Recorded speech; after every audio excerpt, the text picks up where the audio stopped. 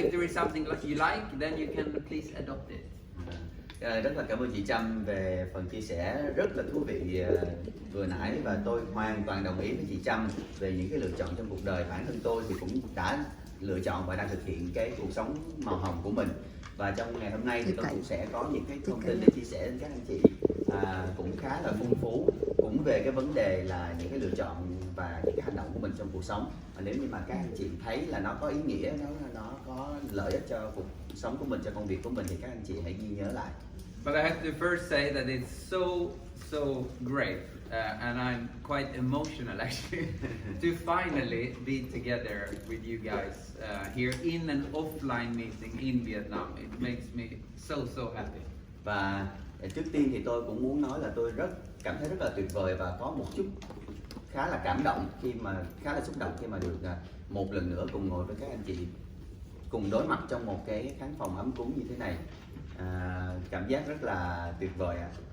It's I think 2.5 years ago, I was in a big event in Vietnam. I think we have a picture of that here exactly. In Da Nang, it was an amazing experience, and many of you, or maybe all of you, were there, and it's so nice again to be able to meet. Và cách đây 2 năm thì tôi được dịp mà tham dự cái kỳ hội nghị Director Seminar ở Bà Nà. Thì đây là một cái hội nghị rất là hoành tráng, tôi cũng đã được ở đó, và rất nhiều các anh chị trong khán phòng này cũng đã có những cái trải nghiệm tương tự ở kỳ seminar lần đó. Mọi người đã có một thời gian rất là tuyệt vời. Do you recognize yourself? Các bạn có nhìn thấy mình trong cái cảnh? Dạ có, em mặc áo màu xanh đó, mình sạch tay phải, áo màu xanh. That's me. Blue shirt. Trong mình Oriflame. Because Oriflame is really about people. Oriflame thì làm tất cả mọi thứ là vì con người.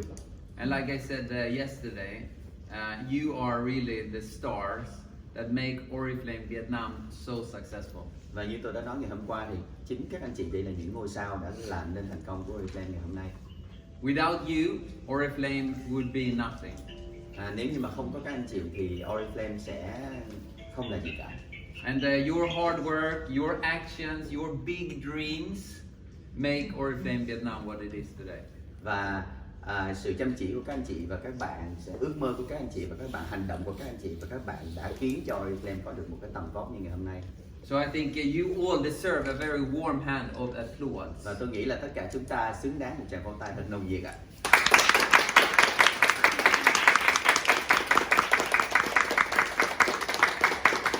And I'm also so happy and confident in the management of Oriflame Vietnam. Và bản thân tôi thì cũng cảm thấy khá là yên tâm và khá là khi mà có được một cái ban giám đốc như tại Oriflame Việt Nam. I think Tram is leading Oriflame Vietnam in a great way. She has big ears. She is very close with all of you, and I'm so grateful that Ms. Tram is leading Oriflame Vietnam into the success you're having.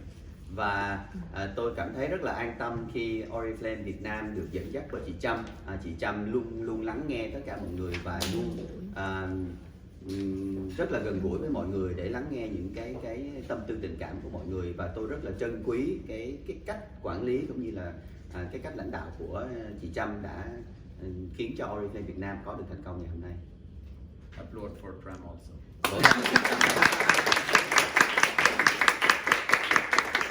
And like I said yesterday, it's really amazing the results that Oriflame Vietnam has been producing over the last 6 months. Oriflame Vietnam is the fastest growing market in the whole world. Như tôi đã nói ngày hôm qua thì trong 6 tháng gần đây nhất thì Oriflame Việt Nam đã thể hiện một cái sự tăng trưởng rất là tuyệt vời, và chúng ta đang là thị trường có tốc độ tăng trưởng lớn nhất trên thế giới Oriflame toàn cầu.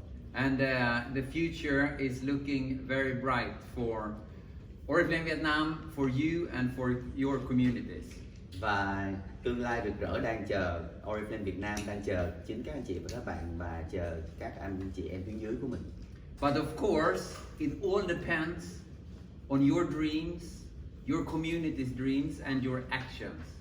Và tất nhiên là tất cả những điều đó thì đều phụ thuộc vào ước mơ của các anh chị, ước mơ của mọi người trong hệ thống của mình, và việc chúng ta hành động như thế nào. if we are not in this glass, then the success will stop and we will start going down again. Và nếu như mà chúng ta không định hướng rõ ràng cuộc sống màu hồng của mình ở đây thì là những thành công sẽ dừng lại và mọi thứ sẽ sụp đổ. So it's very important that every day when we wake up, we start at zero.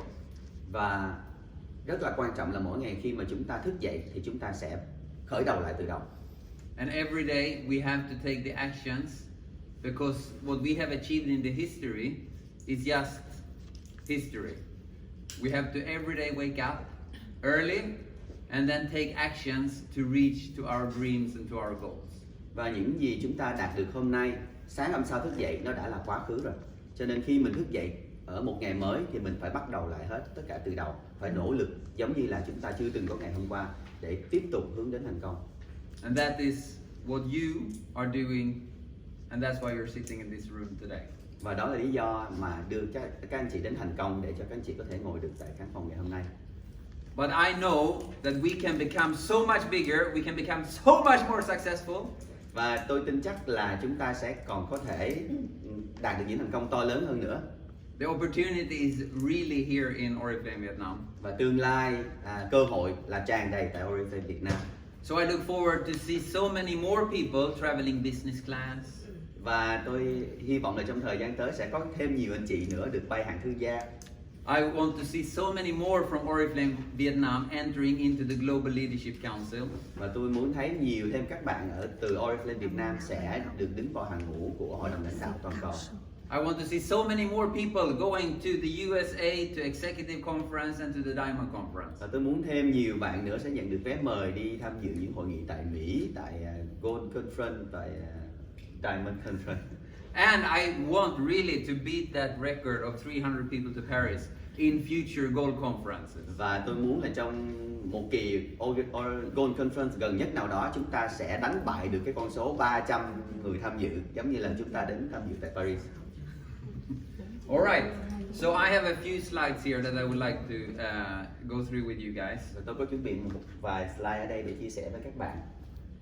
Now we are still in pandemic. We are in this room. We don't have a big meeting yet with a lot of participants. Và rõ ràng là do ảnh hưởng của cơn đại dịch thì bây giờ chúng ta vẫn chưa thể có được trở lại cái sự hoành tráng của những cái buổi họp cũng như những năm trước đây. Chúng ta vẫn phải thu vén ngồi họp trong một cái phòng nhỏ như vậy.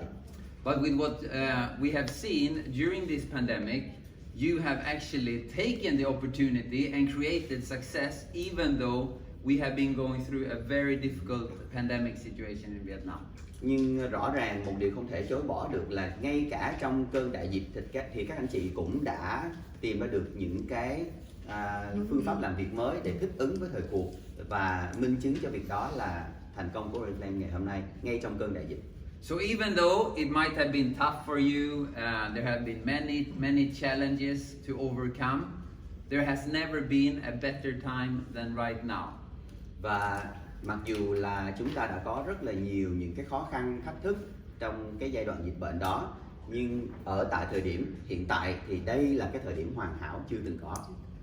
Because if we look at how consumers they choose to buy and how people want to make a living, Oriflame is still the number one choice. Bởi vì khi mà các bạn nghĩ đến việc khi mà xét đến việc là khách hàng họ lựa chọn sản phẩm như thế nào, hay là mọi người tìm kiếm một cái công việc làm như thế nào trong thời buổi dịch bệnh như thế này, thì Oriflame vẫn là một trong những lựa chọn hoàn hảo. For consumers, they still love being in social media, they still love meeting face to face. Và đối với khách hàng thì khách hàng của chúng ta vẫn thích được kết nối thông qua mạng xã hội, và song song đó thì họ vẫn muốn có sự gặp gỡ trực tiếp. And the trend of asking your friends about your favorite products, what make me slim, is still very very strong. Và rõ ràng là trong những cái cuộc nói chuyện như thế thì xu hướng là chúng ta vẫn liên tục chia sẻ những điều mà mình cảm thấy hứng thú. Cách làm sao để mà tôi có thể có được một cái vóc dáng thon gọn như vậy, hay là hỏi về cái sản phẩm yêu thích của bạn bè của mình để mình cũng có thể trải nghiệm. And people trust much more you and your friends on what to buy instead of advertising. Và rõ ràng là người tiêu dùng thông minh bây giờ thì họ sẽ tin tưởng vào ý kiến của bạn bè, người thân thay vì là tin vào những cái mẫu quảng cáo trên báo đài.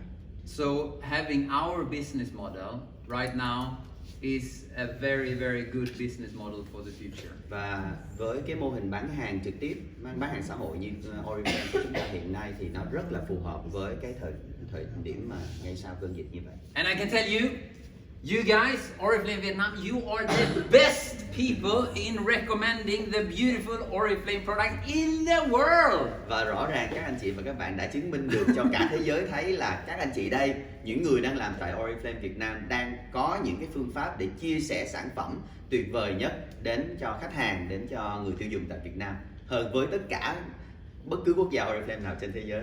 Oriflame Vietnam has the highest sales per active, the highest productivity out of all countries in the whole world. Lý do là bởi vì là trung bình doanh số trên mỗi đầu nhà phân phối tại Oriflame Việt Nam là cao nhất trên toàn thế giới. Yeah.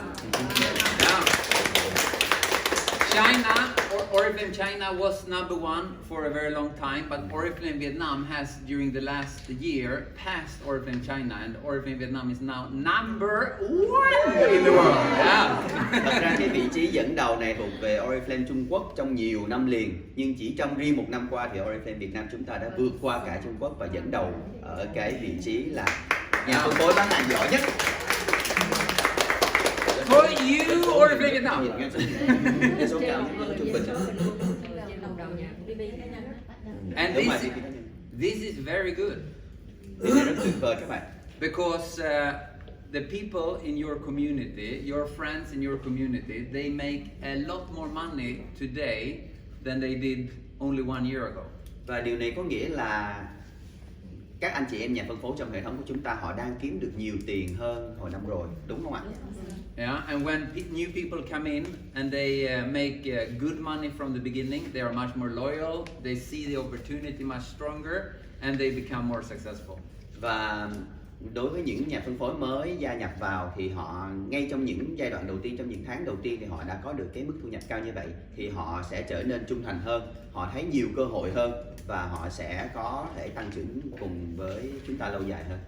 And this is of course very much due to Oriflame wellness products, which is where Oriflame Vietnam is also the star, because this really brings up the sales volume and makes it easier to sell to a few people but still make a lot of money. Và điều này thì phải kể đến là sự đóng góp rất lớn của ngành hàng wellness. Nhờ có các sản phẩm wellness này mà chúng ta tuy chỉ cần bán hàng cho ít người hơn thôi, nhưng chúng ta vẫn có thể đảm bảo được cái doanh số của chúng ta rất là cái đơn hàng của chúng ta vẫn là có giá trị rất là lớn để đủ đạt được doanh số. And then if we think about how people would like to make a living. Và khi mà nói đến việc mà mọi người lựa chọn một cái công việc làm như thế nào trong cái thời điểm đại dịch, most people, they want flexibility and independence in their life. Ở thời điểm này thì mọi người sẽ xem xét cái yếu tố linh hoạt và tự chủ, độc lập trong công việc của mình sẽ là một trong những yếu tố khiến họ chọn một công việc nào đó. This is especially strong amongst the younger people. Và đối với những bạn trẻ thì điều này càng quan trọng hơn nữa. They want to be entrepreneurs, they want to work when they want, and they don't want really to have a boss. Và họ muốn bắt đầu công việc kinh doanh của mình, nhưng họ không muốn có một ông chủ, bà chủ nào kiểm soát họ hết. Họ muốn độc lập trong công việc và họ muốn họ làm việc khi nào mà họ có cảm hứng thôi. You recognize this? Các bạn có nhận ra cái vấn đề này không? Yếu tố này? Có. Yes. Có. Yes. Yeah.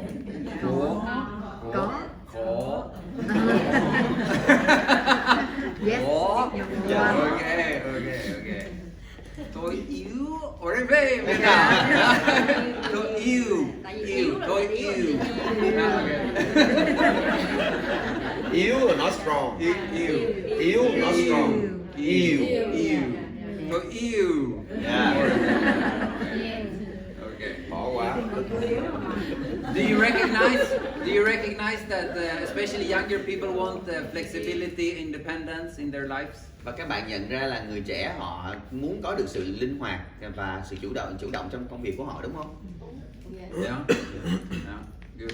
And also what young people want and what people want in general, they want to make a difference for people. Và đặc biệt là tuổi trẻ ngày nay và hầu hết chúng ta đều muốn là trong công việc của mình tạo nên được cái giá trị gì đó khác biệt. Especially young people, they want to feel that what they're doing is doing something for the planet, is doing something for their community, is doing something for their society.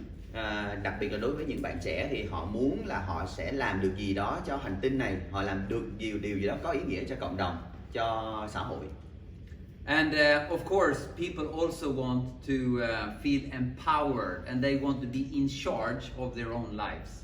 Và tất nhiên là chúng ta ai cũng thích cái cảm giác được tin tưởng, được trao quyền, được nắm giữ sức mạnh trong quyết định trong tay của mình.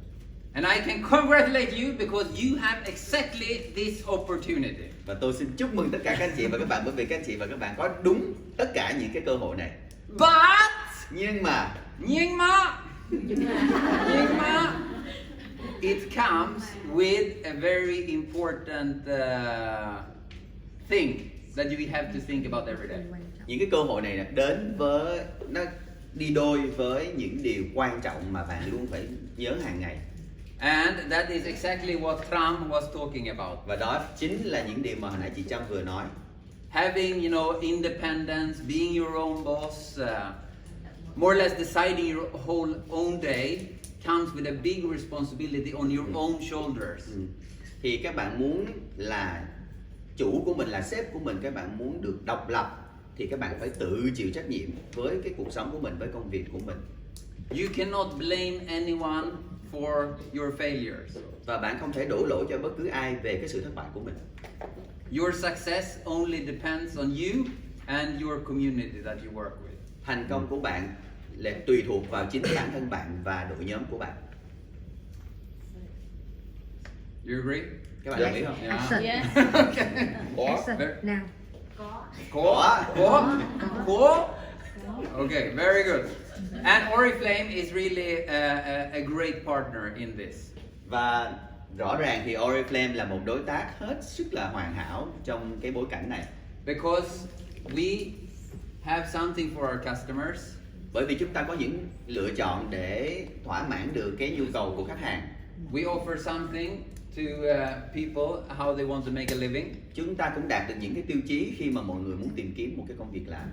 And in Oriflame we call this social selling. Và tại Oriflame thì chúng ta gọi cái mô hình bán hàng đó là bán hàng xã hội.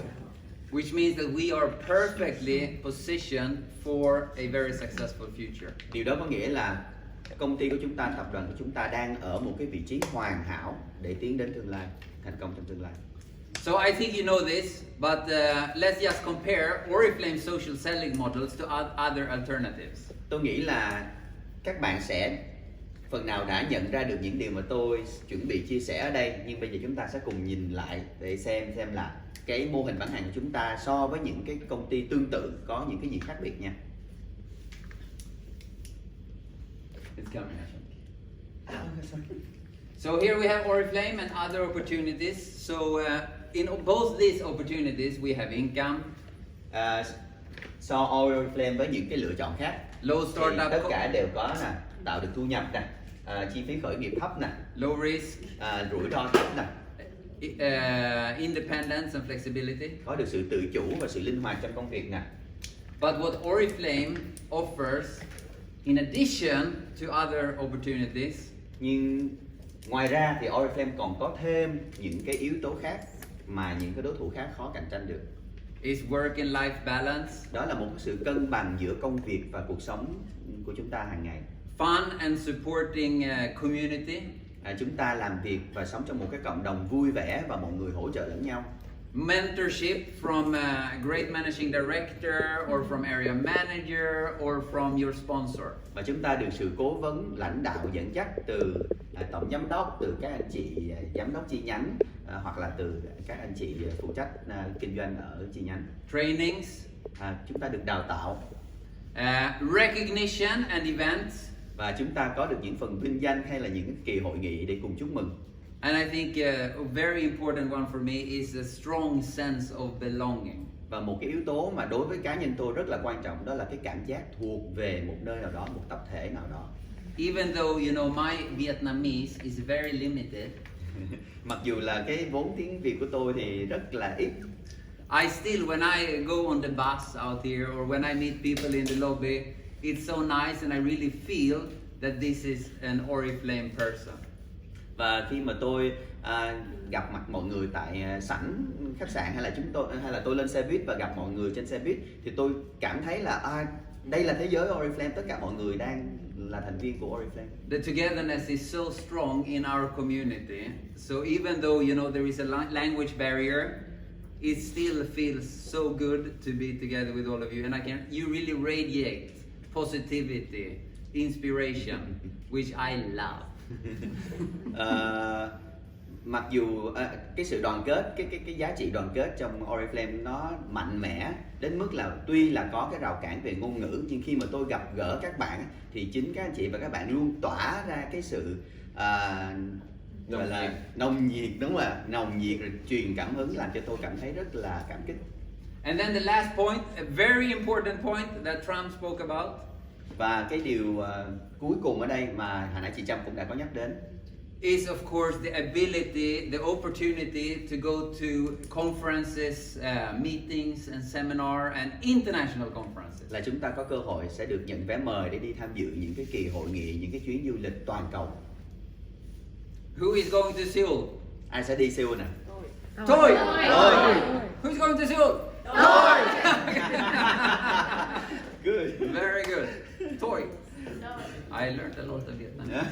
Hôm nay tôi học được nhiều tiếng Việt rồi. So this is really what makes Oriflame special compared to all other alternatives. Và chính những cái lợi thế này khiến Oriflame trở nên đặc biệt hơn bất cứ một cái công ty lựa chọn nào khác. Oriflame conferences are really special. Những kỳ hội nghị của Oriflame thì có thể nói rất là đặc biệt. You travel in a great airplane, maybe even in business class. Các bạn sẽ được đi những cái chiếc máy bay hiện đại và ngay cả ngồi ở những cái khoang thương gia. We stay in very nice 5-star hotels. Chúng ta ở trong những cái khách sạn 5 sao. We have events and tours that are unique or only for Oriflame members. Và chúng ta sẽ được tham dự những cái hoạt động, những cái tour du lịch chỉ được thiết kế riêng dành cho nhà phân phối Oriflame mà thôi.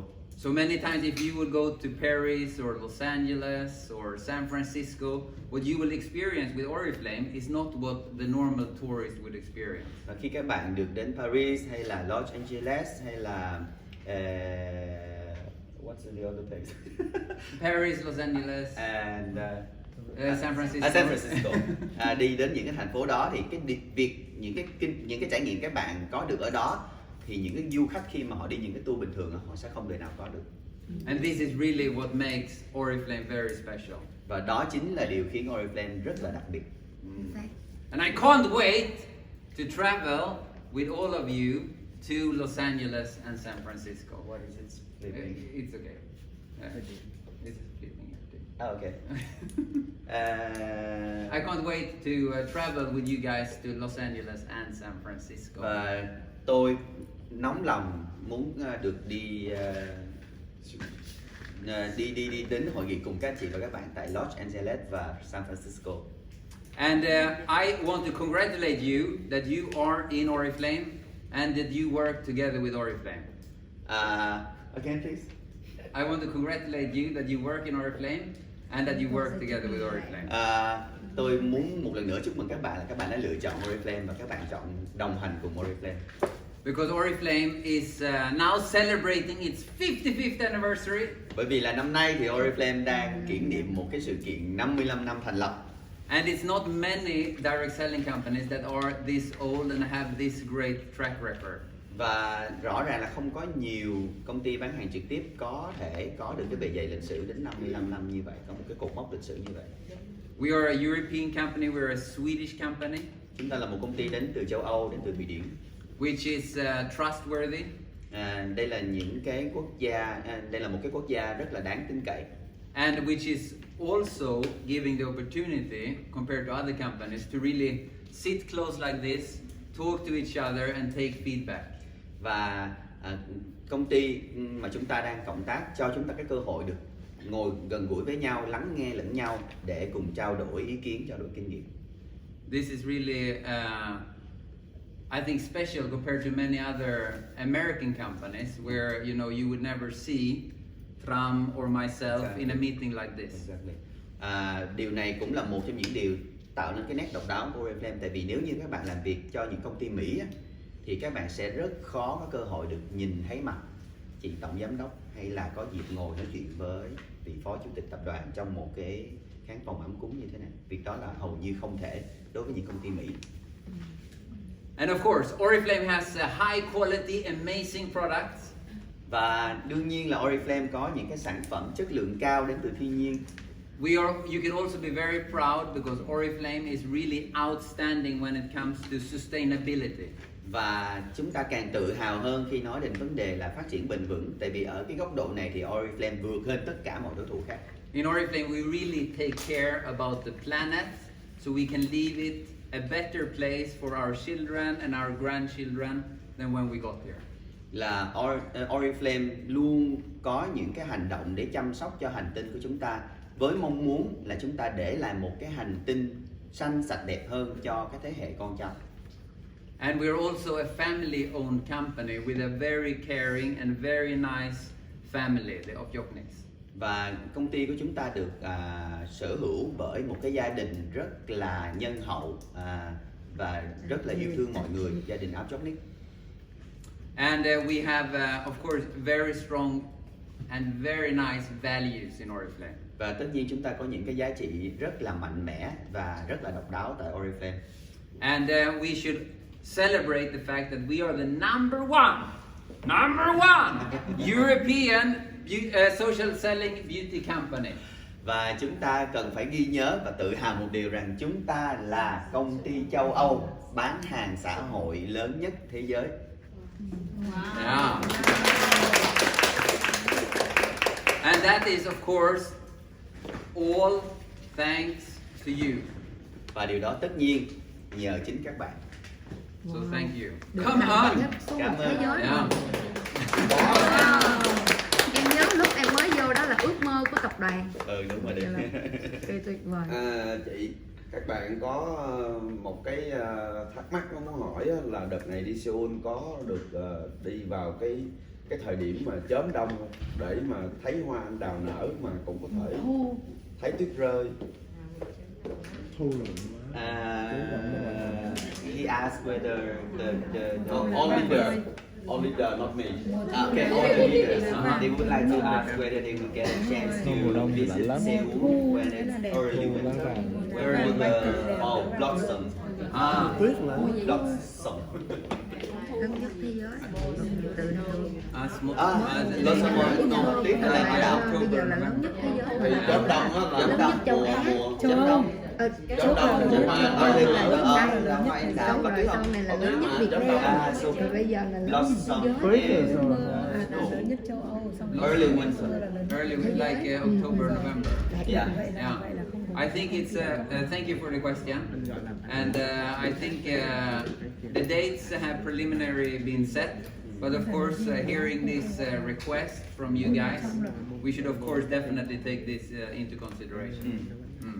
Cảm ơn câu hỏi của anh. Thật ra thì những cái event này đã được lên kế hoạch từ rất là lâu rồi, cho nên cái ngày tổ chức thì đã phần nào được xác định rồi, chưa chốt đã xác định rồi, nhưng cái vấn đề mà mọi người vừa mới nêu lên nó rất có giá trị, và tất nhiên là chúng tôi cũng sẽ bàn bạc lại, đưa cái vấn đề này lên bàn bạc lại với ban tổ chức để xem là có thể là mình thay đổi được gì hay không.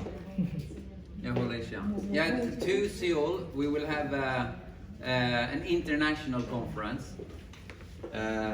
Khi mà đến hội nghị tại Seoul thì chúng ta có kỳ hội nghị quốc tế luôn, tức là tất cả các thị trường đều tham dự tại Seoul. So we will have participants from Vietnam, Và khi đó chúng ta sẽ có những đại biểu từ Việt Nam, from Indonesia, từ Indonesia, from India, từ Ấn Độ, from Pakistan, từ Pakistan and from Sri Lanka. và từ Sri Lanka. Yeah. So those are the countries that will be there, and then of course we will have a lot of international guests from our global management and also from the Ofjoknik family. Và tất nhiên chúng ta cũng sẽ có những cái khách mời đặc biệt VIP đến từ tập đoàn cũng như là đến từ gia đình Ofjoknik. So let's talk about success. Bây giờ thì chúng ta sẽ cùng bàn về thành công. So in Oriflame we talk many times about motivation. Ở Oriflame này chúng ta sẽ thường nói về động lực và cảm hứng.